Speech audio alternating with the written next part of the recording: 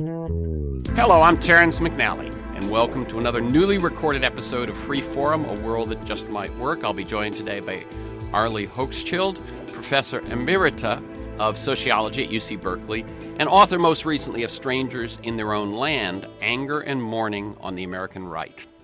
After hosting and producing the show for nearly 2 decades, in 2014 I stepped away from new live interviews, and the show continued on the Progressive Voices Network on TuneIn, streaming relevant interviews from the archives. And podcasts are available anytime, anywhere on iTunes, Podomatic.com, and at my site, terrencemcnally.net, or aworldthatjustmightwork.com. They're the same site. But with the election of Donald Trump, I have not been able to resist exploring the path forward in new interviews, and this is the 25th such interview. They include Paul Hawken on climate change, Naomi Klein on her book No Is Not Enough, David K. Johnston on the daily dirty work of the Trump administration, and they are all available on my website and at iTunes. And let me also, just before I jump into the interview, offer you a few websites for information on how to participate politically during this time, and both resisting the Trump administration and moving toward the healthy and just future that we all need. Indivisible Guide, one word, indivisibleguide.com. That's a national kind of umbrella with about 5,000 local organizations. OurRevolution.com, Our Revolution, one word, that grew out of the Bernie Sanders campaign. MoveOn.org, longtime digital activists, now working more closely lately with on-the-ground activists, and Courage Campaign, one word, couragecampaign.org, similar to Move On, but focused on California. And 2 very specific ones, 5 Calls, that's the number 5, and the word calls.org, which tells you the relevant and timely phone calls you might want to make to your representatives, and townhallproject.com tells you when your local representatives might be holding town halls near you, so you can go attend and let your voice be heard. Now to today's guest. Soon after the 2016 election, I discovered this quote from Antoine de Saint-Exupéry, who's most famous for writing The Little Prince. Here's the quote: "If you want to build a ship, don't drum up the men to gather wood, divide the work, and give orders. Instead, teach them to yearn for the vast and endless sea." And my question is, how do we do that in 2018? And that day, a bit over a year ago, I wrote the following: "Passion to return to a simpler past drove enough voters to the polls in swing states to decide the 2016 presidential election. How can we engage their emotions in a more positive, forward-looking, or progressive direction? When you offer people the preservation of the present or the return to the past, when you offer to postpone or eliminate change, as Trump does, your audience has an experience to draw from. And for many, an inflated or idealized vision of the past has a clear advantage over the yet-to-be-experienced future, the uncertainty of that future. Can we generate a vision of a future that is as welcome, compelling, inviting, and real as the past some so fondly remember?" Let's start with the following questions. What is a compelling narrative that can drive Americans to yearn for a future richer than the past they want to come back? And what vision could we offer to engage their emotions, because clearly emotions are at play here, that will fuel their yearning rather than feed their fear? And who can do this, and who should do this, and who is doing this? And ever since that day, I've been wanting to talk with today's guest. ARLIE HOCHSCHILD, a professor emerita of sociology, as I said, at the University of California, Berkeley. For over 30 years, her inventive and provocative and useful insights about contemporary work and family have grown out of research. She's done the interviews, she's spent time with the people, and she has long focused on the human emotions which underlie our moral beliefs, practices, and social lives. She's known as the founder of the sociology of emotion. She's the author of several books, including Second Shift, The Time Bind, and The Outsourced Self. And at the core of her most recent book, Strangers in Their Own Land, is the power of a deep story. After 5 years talking with folks in Southern Louisiana, Hochschild sensed that a particular deep story they share is what holds their political contradictions together. And I want to hear more about the power of that narrative and ask what she thinks is possible in terms of coming up with another narrative, a narrative that offers an inviting and inclusive future. And I imagine she will say, start by listening. Welcome, ARLIE Hochschild, to Freeform, right. A World That Just Might Work. Let me tell listeners we're recording this conversation on Tuesday, March 13th, 2018. So, I mean, you said you laughed and said as I began to say the time and date that, in fact, that would be your first advice, wouldn't it? I think it would. And to not be frightened, to sit down and respectfully listen to people that going in are going to be different from you in their outlook, their premises. But to pick up what you just said of the challenge you just posed of what it would be like to after you've listened, what kind of a vision of the could one put forward? The people I came to know in researching strangers in their own land over 5 years in the center of the petrochemical industry in Louisiana, very right-wing. Everybody went for Trump. I got the feeling that they would be very interested in a vision which, for one thing, is unifying, where we're all together. Mm-hmm. And this, when I first got there and had to say, hi, I'm a sociologist at UC Berkeley, they'd say, oh, Berkeley, not, disunifying. And I'd say, but actually, I live in a bubble, and I think we all us Americans live in bubbles, and they're very different, the coastal bubble and the inland bubble, the north from the south, and I've come to really learn about you. And because I'm worried about the divide. And then I would see a nodding head and say, yeah, we're worried about this divide too. And we're also feeling that people on your side look down on people on our side. I said, well, tell me about that. How do you feel that? What do you think people think? So it would begin with unity, this vision, this new vision. I also think a new vision could appeal to the idea of desire for adventure and fortitude, kind of an idea of a new frontier, that we are all facing it bravely, and we need to do this together, and the government should, have a role in helping us as frontiers people. So instead of the great yesterday, as Ricard Kapuscinski, the Polish journalist, famously said, that all tyrants kind of will point to the great yesterday. Mm-hmm. And we are, in fact, facing a president who speaks to the great yesterday. He looks at the social codes of race and gender of yesterday. He looks at sources of energy, coal and oil of yesterday. He looks at jobs of yesterday, big manufacturing jobs. And he's not really preparing us for the future. And so instead of the great yesterday, there's the great tomorrow. And so we're unified, you could say, in being frontiersmen, in facing the great tomorrow. And that would be getting people computer literate, getting a new army of computer coders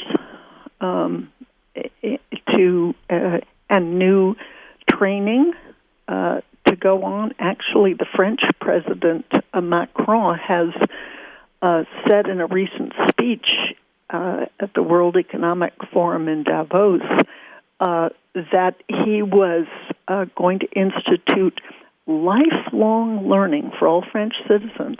So you could be a 45-year-old mechanic, but you want to be a computer programmer. So you can go back to school, and the government will pay for it, but to learn a new trade. And so the frontier of the future is going to require lifelong learning and capacity to switch gears and be socially supported as you learn new skills, and to have really state-of-the-art patient teachers and team building.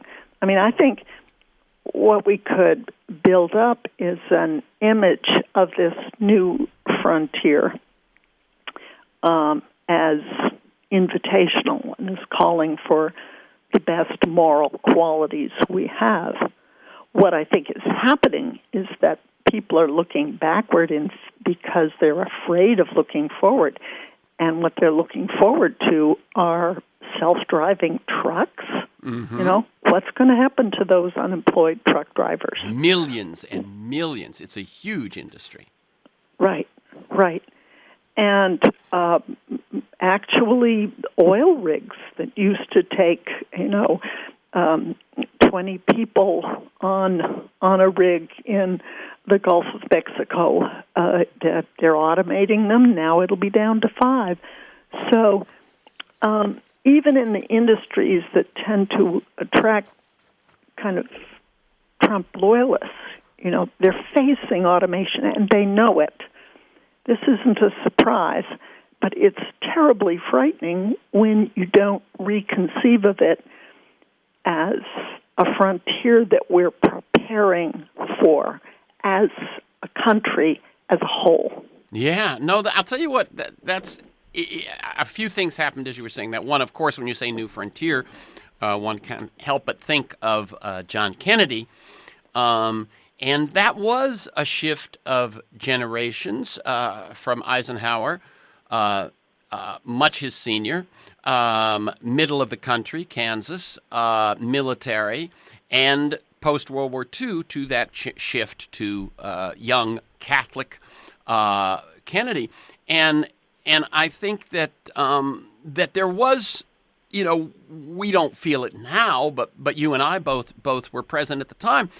There was fear and resistance to this change and to this shift, and some would, I'm sure, on the side of that were afraid of what the 60s were bringing in with John Kennedy would say, "See what happened? We were right. The 60s were scary. There was too much change." But I think that the idea of looking at the future as a new frontier harkens. What it does is it places the future in a tapestry that includes a great past for America. We have done very well by frontiers.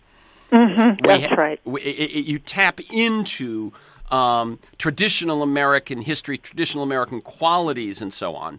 And the government, I think one could make the case that the government has done a good job of helping us in those previous frontiers, whether it was the getting the railroads built or the interstate highway system, just very simple things. The public school system, the land grant college system, the government has helped us in those previous frontiers, and I'm thinking. Obviously, to my mind, the Clinton campaign did not do this image. But in a way, what I was asking as you were speaking was, did Bernie Sanders, does Bernie Sanders?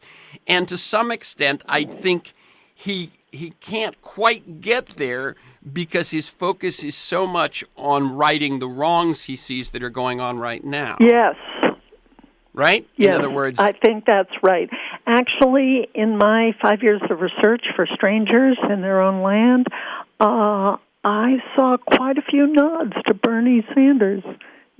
People would say, "Oh, Uncle Bernie." Yeah. They'd say, he's a socialist. We're a capitalist society. He wants free education for everyone. Well, we can't afford that too much. It comes from somewhere, that money. So there would be dismissal, but then a kind of a friendliness that he, too, sees something quite basic wrong.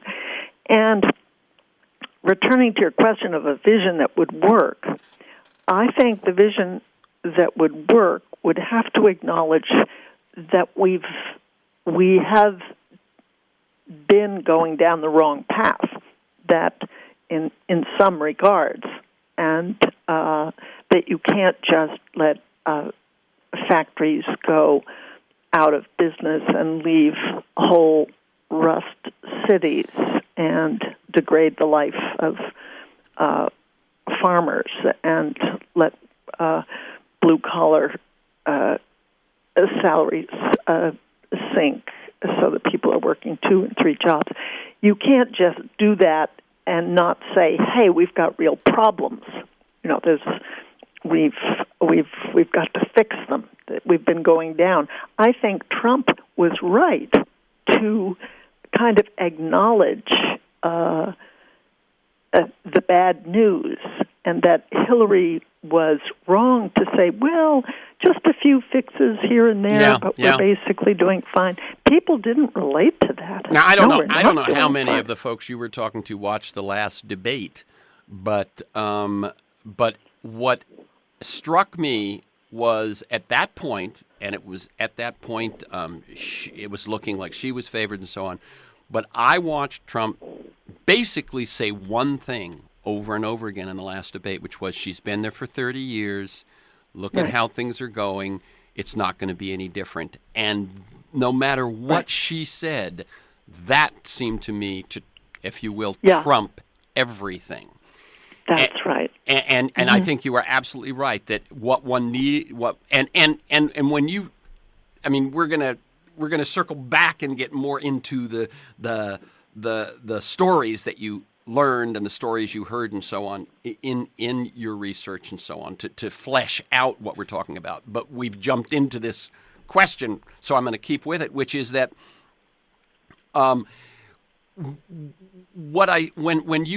the paradoxes that you're trying to answer is, why do people who need the federal government so much because of the pollution they face and the loss of jobs they face and all of those things, why are they so anti-government? And what you say is that when clearly several of the characters in your book have, it's very clear who the guilty party is that created that sinkhole or that destroyed that bayou, and it's private corporations.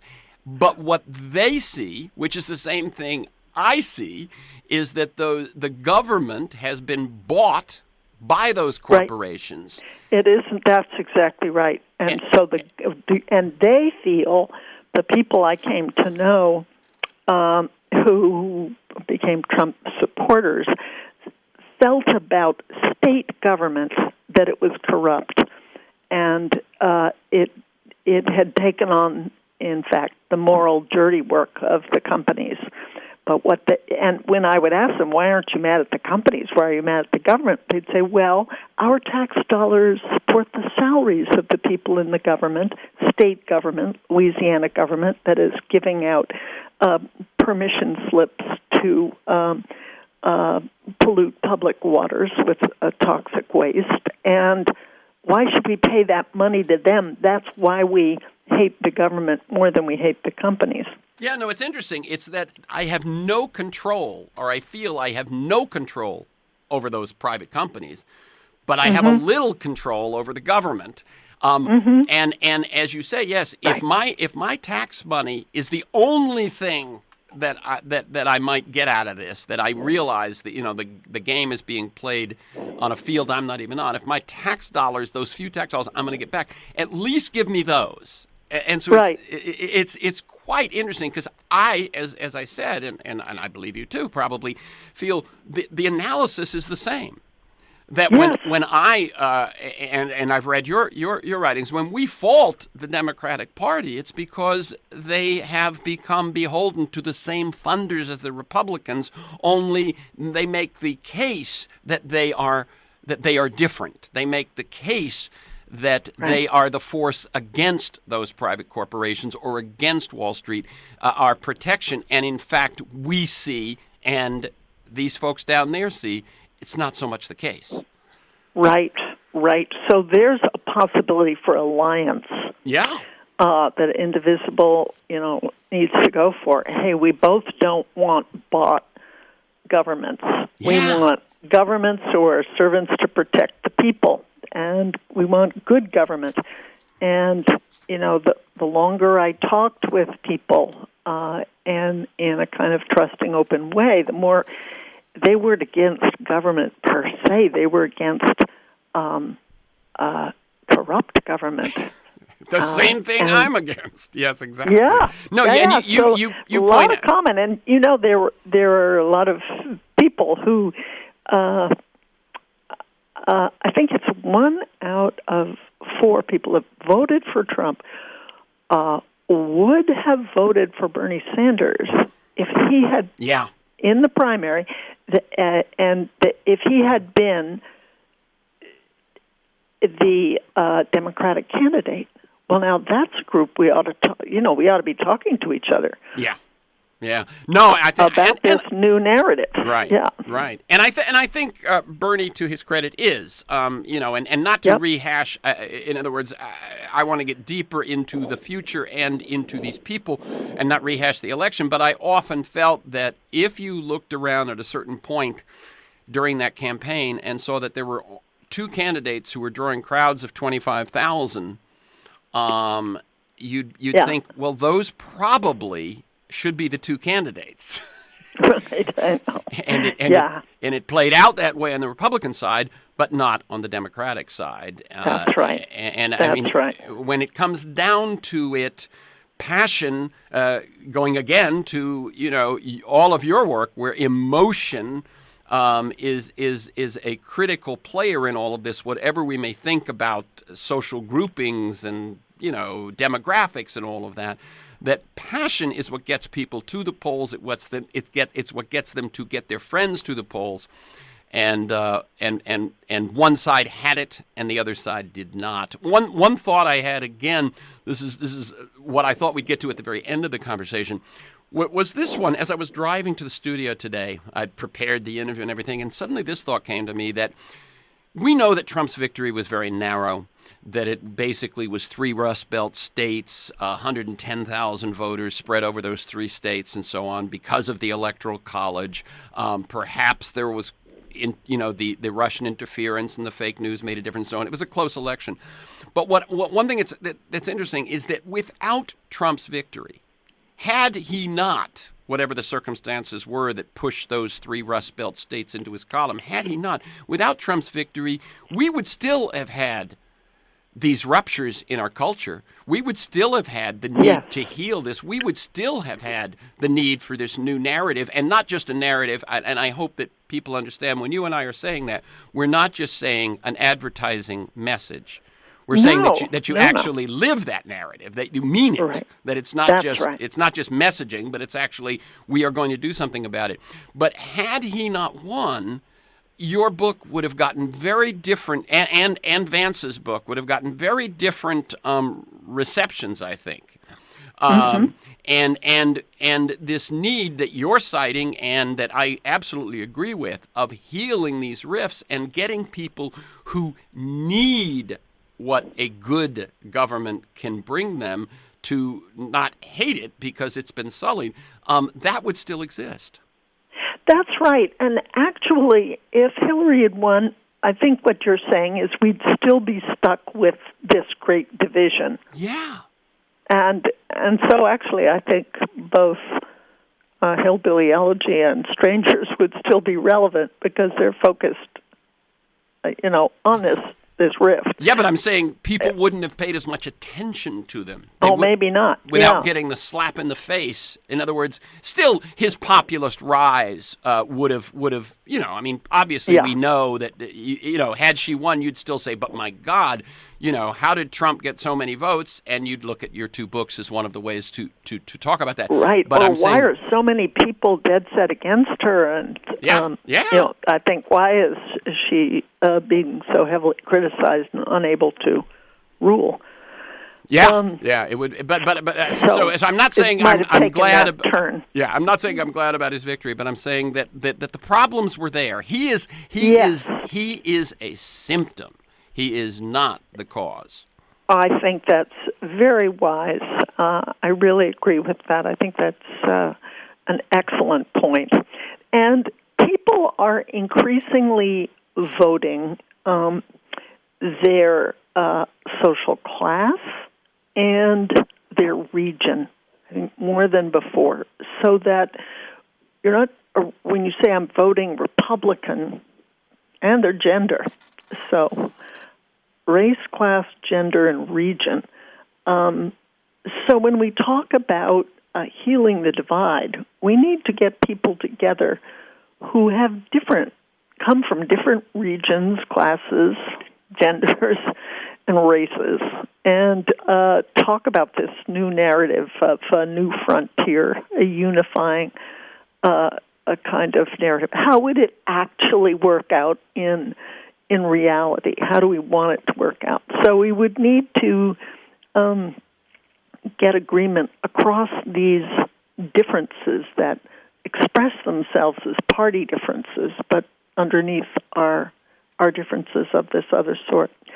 I wanted to make another point about the perception of government.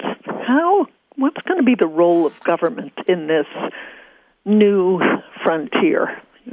I suppose we're looking ahead. Yeah. We don't want, the great yesterday. We want the great tomorrow as a unified country. And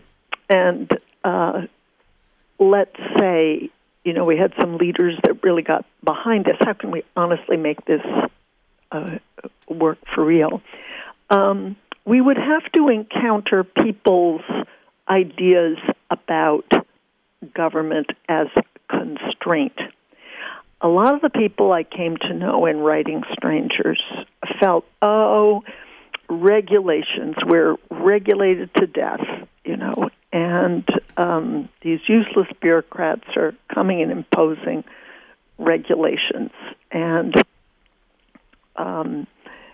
And so what we want is freedom from those. That was a refrain. And it took two forms. One was, well, wait a minute, the government is not regulating the big guys. It's not regulating the big polluters of Lake Charles in Louisiana, let's say. It's not regulating Sasol or any of the, or Monsanto, the big ones. It's regulating the little guy. You go out fishing, and if you didn't have renewed your fishing license, well, he's going to fine you. So that is one kind of thing I heard.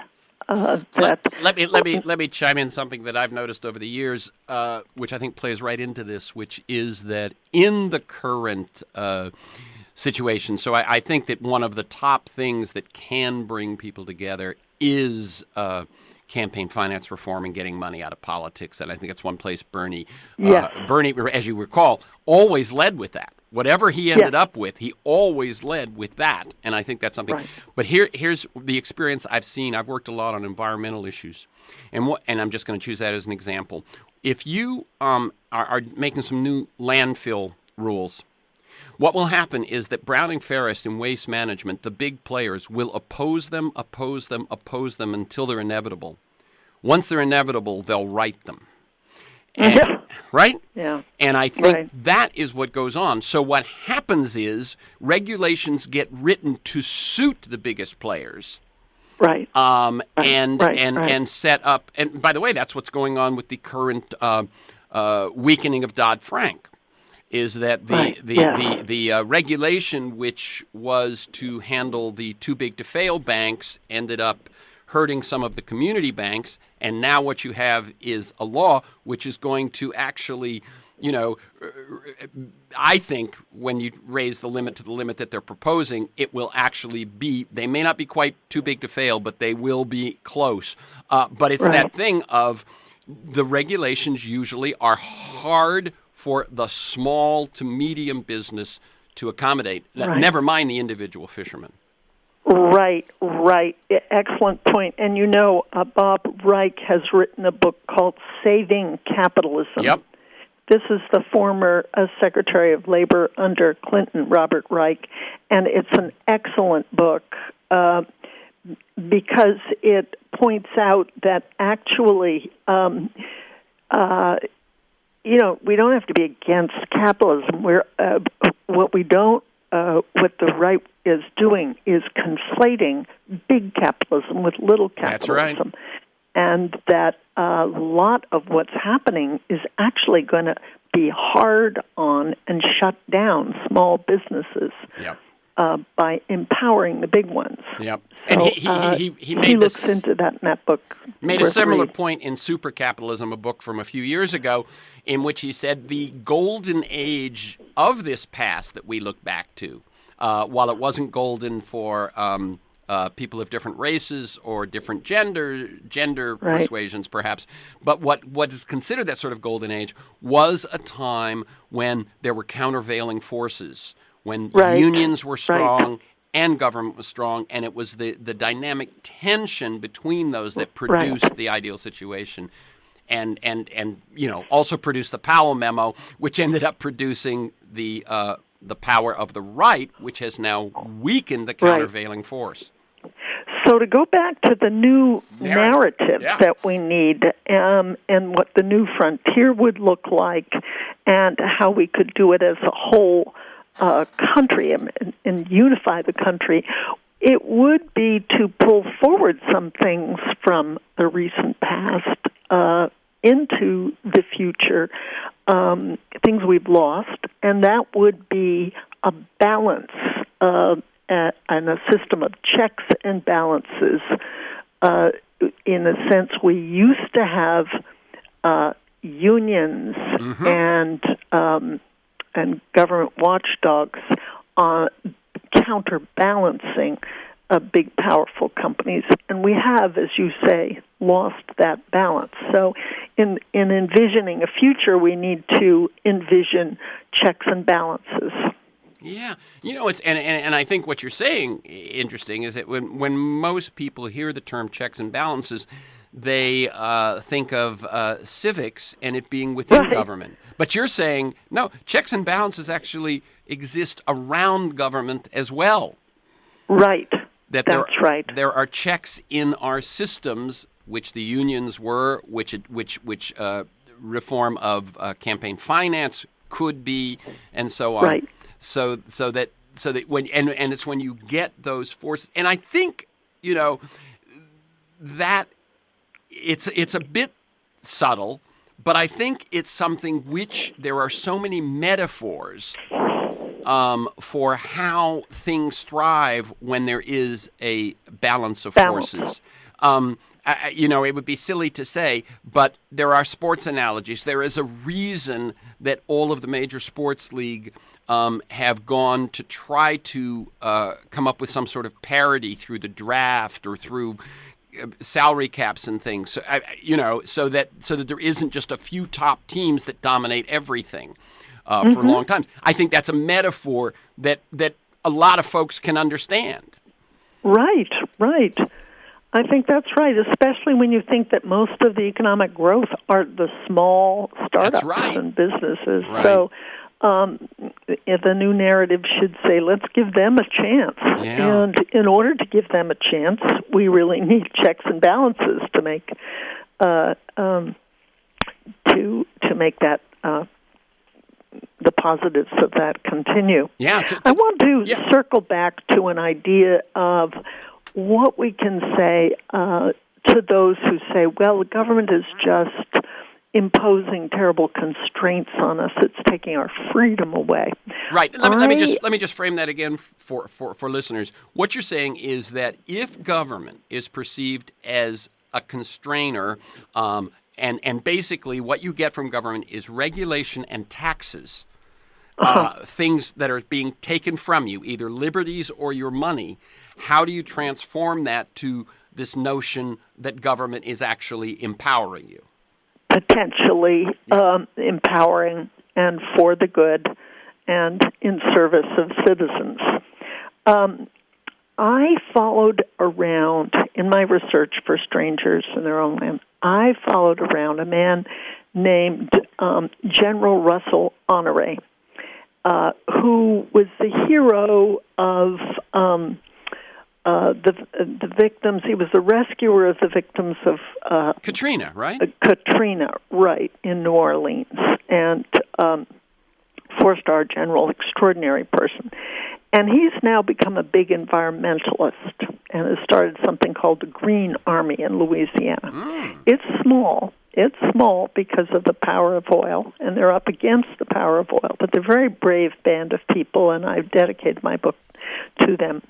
The reason I followed him around is because I found him such an effective communicator.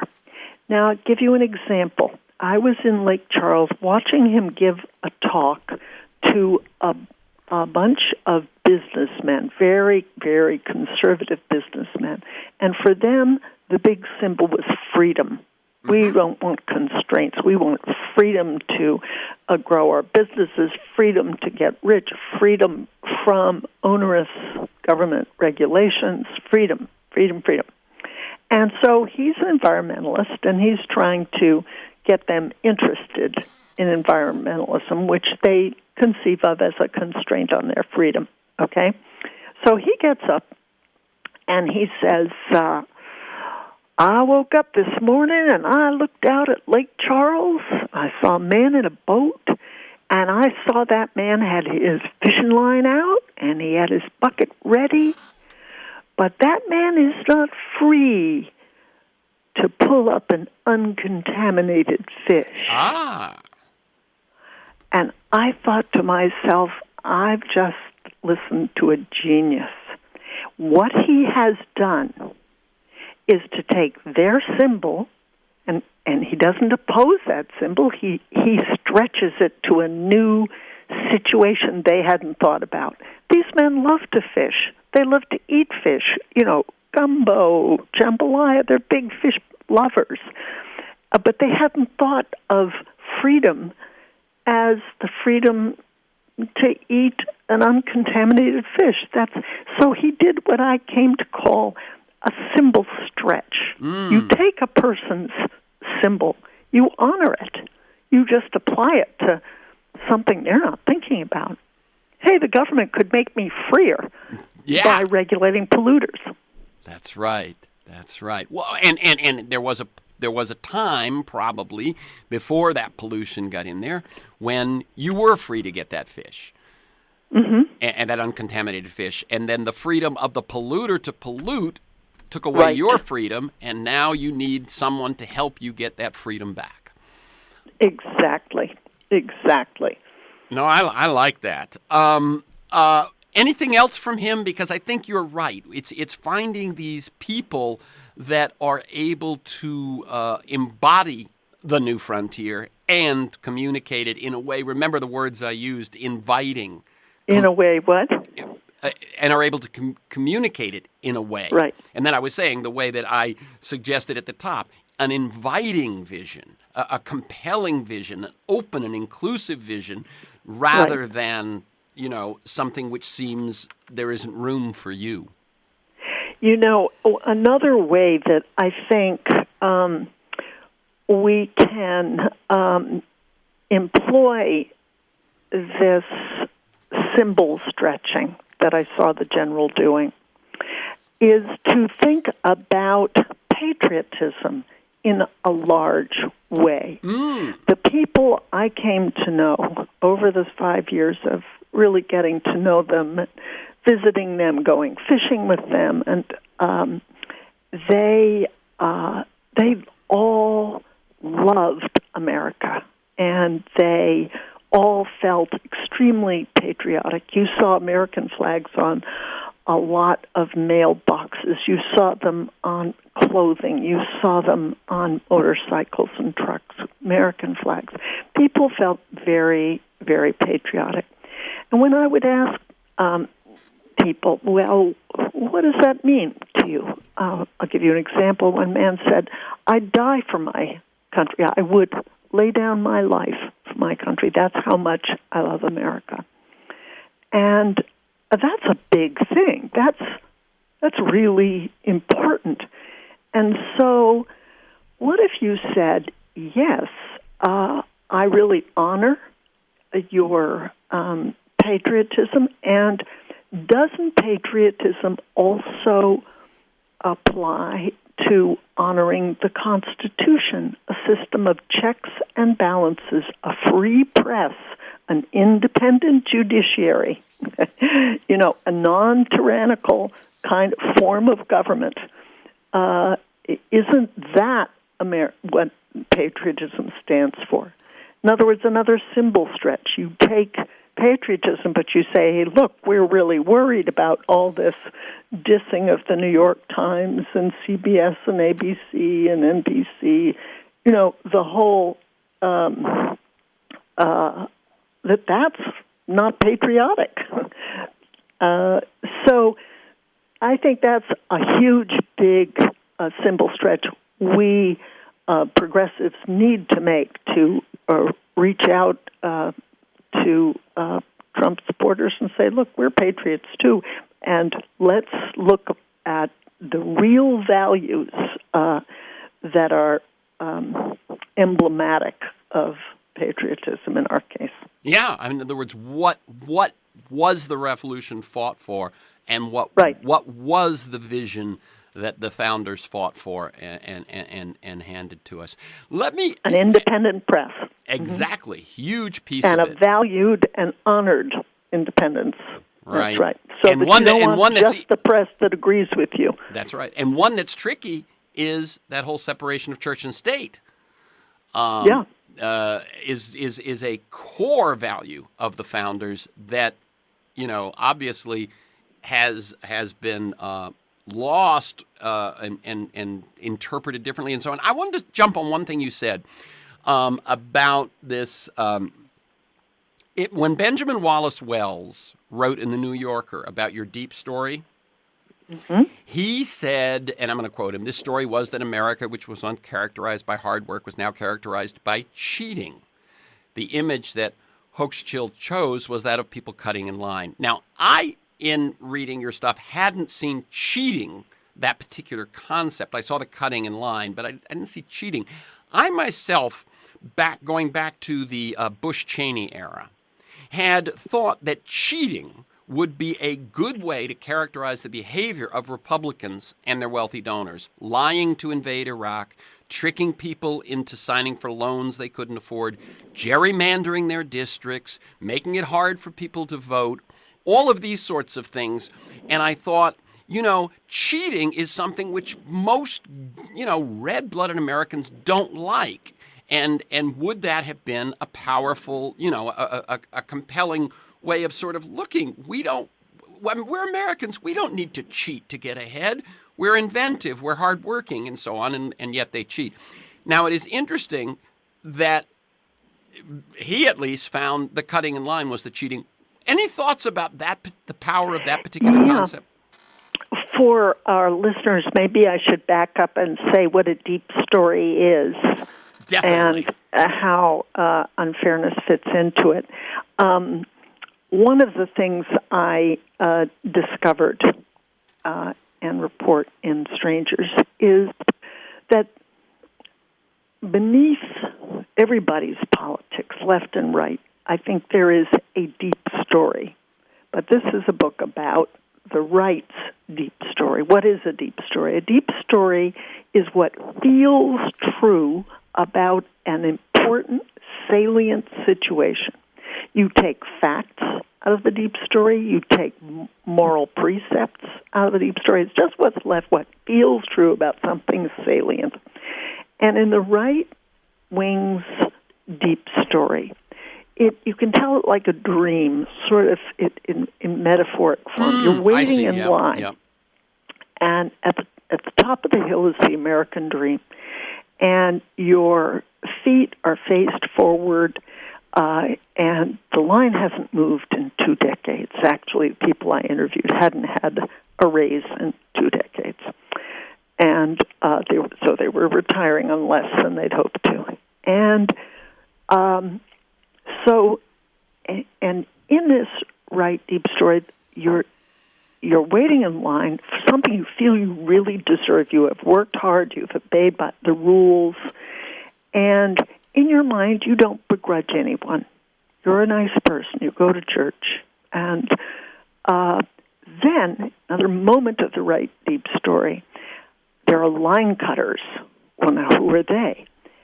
Well, by federal affirmative action guidelines, it would be blacks finally allowed access to jobs that have been historically reserved for whites, and even more threatening, women, half the population, finally being given access to jobs that have been historically reserved for men. And then they saw undocumented workers cutting in line. They even saw the oil-soaked brown pelican, Louisiana state bird, kind of waddle up and cut in line. And people said, oh, that the environmentalists put animals ahead of people. So they saw all of these as line cutters. And then they saw, in another moment of the right-wing deep story, the federal government waving at the line cutters. Oh, he's their president. He's forwarding their interests. And it's kind of a line cutter country then. And he's pushing me back. And as the right-winger is feeling pushed back, he's also feeling, look, what is there to be proud of? I can't be proud of my region. People are saying it's a backward region, the South, and wagging their moral finger at the South. And that it's a conservative region. They feel their values are not the values of the whole nation now, that they're castigated as racist and sexist and homophobic. And then they feel, as religious people, that it's a more secular culture, so they feel marginalized in that way. And then they see that actually, as whites, their days are numbered, so demographically marginalized. And so all of that together, with this sense that the government is on the side of the line cutters, makes them a sitting duck for Donald Trump, who says, oh, I see your problem. You're going backwards. It's a problem. I single-handedly will lift you up in some secular rapture. So that's the deep story for the right. And I went back to my people that I really came to know, and one guy said, you read my mind. Another guy said, I live your metaphor.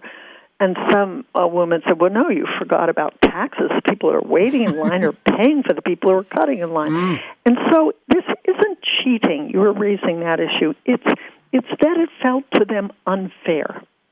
Not a self-conscious, gosh, he felt that the line cutters didn't feel they were cheating. They just had a different idea about what the rules were. Right. And so the point being for those on the progressive side, that in the minds, if you want to understand the minds of people that voted for Trump, inequality and unfairness are not the same thing.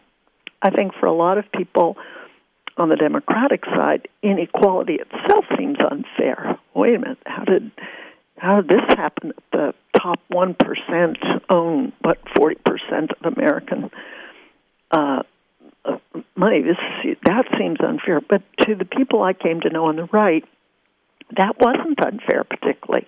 But what was unfair was your chance for getting to the American dream and the idea of line cutters. Yeah, and so it's the left interesting. has a deep story, but that, I believe, just to communicate how they see. That's the point of this book, and to kind of point ways we can take it from there. But first, we have to understand how they think. Yeah. So if there was a brief answer to it, does my notion of pointing out the ways that those who buy the government and those who cheat the process, that is not something that while that wasn't what you were saying cutting in line was, because it wasn't a conscious cheating, do you think that pointing out where the Republicans and the polluters are cheating is something that people resonate? Yeah. I think that's unifying. Yeah. I think they would nod their heads and they say, we don't think that's good. It's not in our interest. And so for a unifying new frontier, a kind of let's move forward narrative, I think stopping polluters from polluting could very well fit into that. They would go for that. Yeah. One comment I just want to make is that a feeling I had during the campaign also was that when the Clinton campaign shifted, it seemed to me, towards the end, almost everything was anti-Trump, he's unfit, and so on.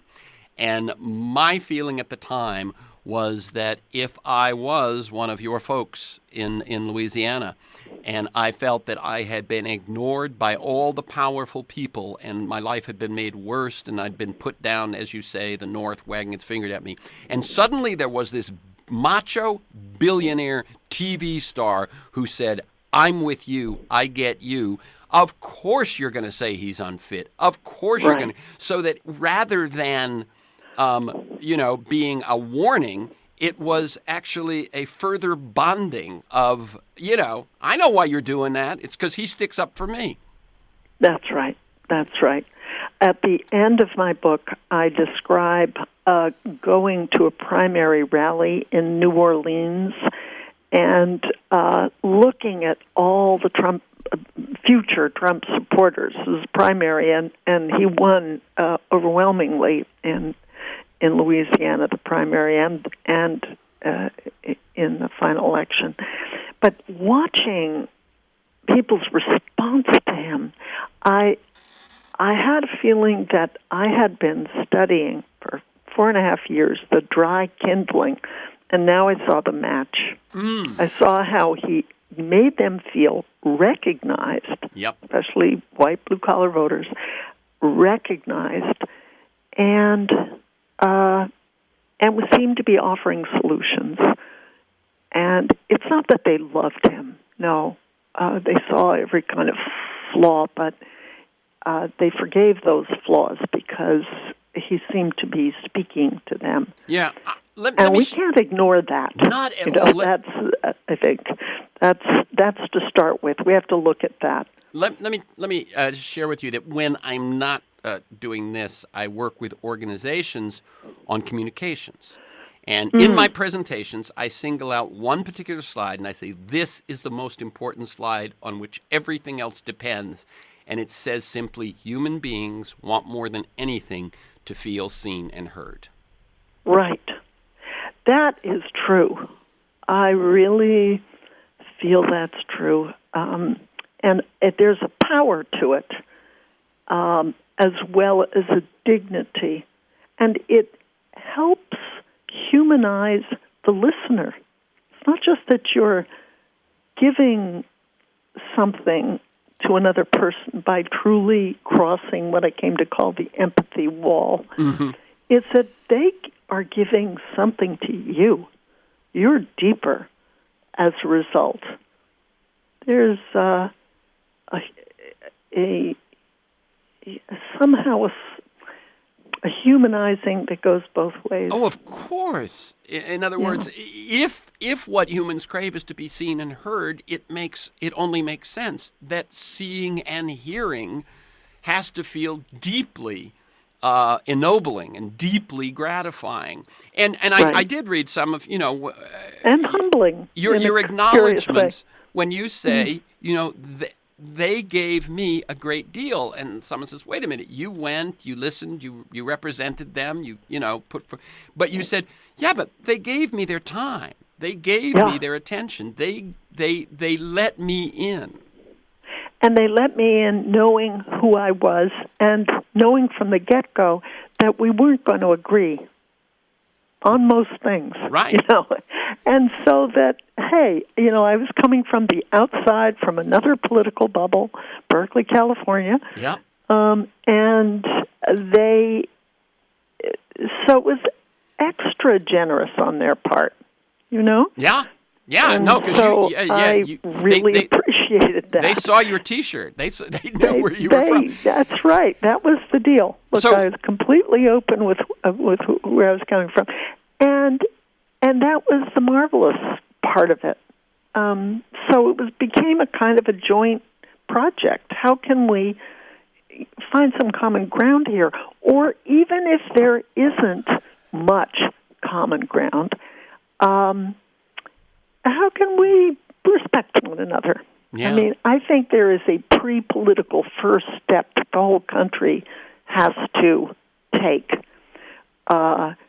to really establish a floor of respect, and then create structures through which we come together and see if we can find strips of common ground. We're never going to turn into each other. There are basic differences, but we can find on a lot of issues strips of common ground. You and I have been covering some of them. Yeah. But I think also reducing prison populations. I've talked to a lot of Trump supporters in Louisiana, said, yeah, we need to get them back to work and back into their families, and these laws have been draconian. Come on, for nonviolent criminals. So that is a really big, I think, a point of common ground. And on renewable energy, there's actually a woman in Florida who has started the tea party, green tea. She's Tea Party, but she's green. Yeah. Let me say, we've got about one, maybe even less than a minute. If people want to join, learn more about what we're talking about, which is, this new frontier, this new narrative, this new coming together that grows, that begins in a respect and a listening and a seeing, where would you tell them to go besides your book? I would tell them to Google the Bridge Alliance, which is an umbrella group covering some 70, now 80 different pop-up groups called like Hi from the Other Side and Living Room Conversations and Making American Dinner Again, where people from different sides get together with a commitment to explore a potential common ground. So that is the Bridge Alliance. Is it .com, .org? I think it's .com. Okay. Either way. There are two that'll come up, but check the one for members of a Bridge Alliance. Okay. Yeah. Very good. Okay. The website to learn more about ARLIE Hochschild's work would be to go to berkeley.edu and then search for ARLIE Hochschild, and it's HOCHSCHILD. The book is Strangers in Their Own Land, Anger in Mourning on the American Right. Let me tell you one thing, ARLIE. I had prepared, I will confess to how obsessive I am, about 12 pages of questions. And once I asked you basically the first question, which is, what's the news story? How do we do it? I almost had to throw out all of that. And what I can get is, you wrote this book over a 5-year period. You've been talking about it for a year. When you had the chance to not have to cover the same ground, you leapt on it. and I really thank you for that. Okay. Well, my great pleasure talking to you, Terrence. Okay. So, for this conversation and many other interviews, articles, transcripts of interviews, to join me in pursuit of a world that just might work, go to terrencemcnally.net or worldthatjustmightwork.com. That's TERRENCEMCNALLY.net or World That Just Might Work, one word. They're the same website. If you want to receive a weekly email announcement, I'll tell you who we're going to be talking to, and I'll send you like 6, 7, 8 articles of relevance. You can sign up at my site, or you can email me at temcnally@mac.com. You can find years of podcasts at my site or at iTunes. Listen anytime, anywhere. Thanks to G, my engineer, Mark Maxwell, and D'Angelo Jones in production, and George Vasilopoulos at Progressive Voices. Most of all, to you, my listeners, please share this podcast widely. Thank you, ARLIE Hochschild. Keep up the good work. Well, same to you. Keep up your good work. Okay.